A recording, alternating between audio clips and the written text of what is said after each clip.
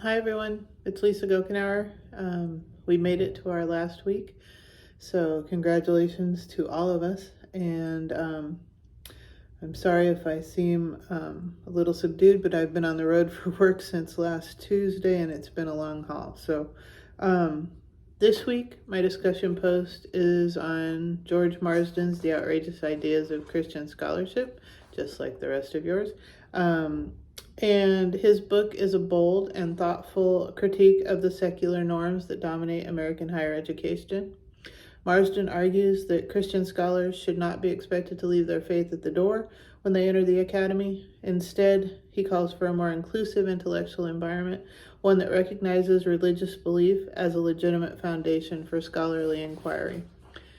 Marsden's central claim is that the Academy already accepts a wide range of perspectives shaped by race, gender, and ideology, among other things. Why, then, should religious belief be excluded? It shouldn't. He contends that this exclusion is not based on sound academic principles, but on a cultural bias against Christianity. Marsden is not advocating for dogmatic or anti-intellectual approaches. Rather, he envisions Christian scholarship as rigorous, thoughtful, and engaged with the broader academic community. This idea resonates with many Christian scholars who feel caught between two worlds. On one hand, they are committed to academic excellence and critical thinking and sound scholarship. On the other, they hold deep convictions that shape their understanding of truth, morality, and human purpose. John Sullivan's work on Christian academics highlights this tension, showing how faith can enrich scholarship when it is thoughtfully integrated into teaching and research. Marsden's book also raises important questions about the relationship between faith and reason. Are they inherently opposed, or can they coexist in a fruitful dialogue? Elizabeth Orozco Riley's study of Catholic universities suggests that faith and reason are not only compatible, but essential to a holistic education.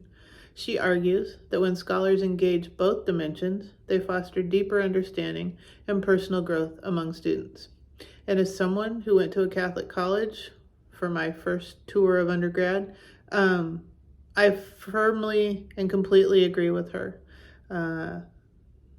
Doing scholarship at a Catholic college was one of the best experiences of my life.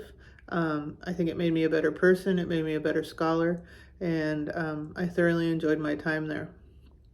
In today's polarized academic climate, Marsden's call for pluralism is more relevant than ever.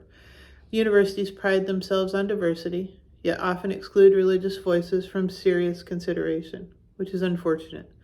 This exclusion undermines the very principles of open inquiry and intellectual freedom. Christian scholarship, when done well, can offer unique insights into ethics, history, literature, and science. It can challenge assumptions, broaden perspectives, and contribute meaningfully to the search for truth. All things that we need right now. Personally, I find Marsden's argument compelling. As someone who values both faith and scholarship, I believe that integrating the two is not only possible, but necessary. Faith shapes how we see the world, and scholarship helps us understand it.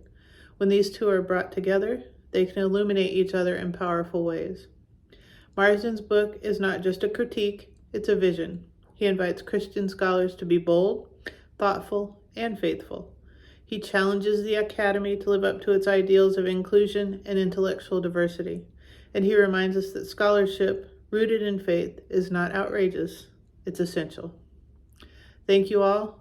I hope you've enjoyed this class as much as I have, and I wish you all the best in your studies. Thank you so much.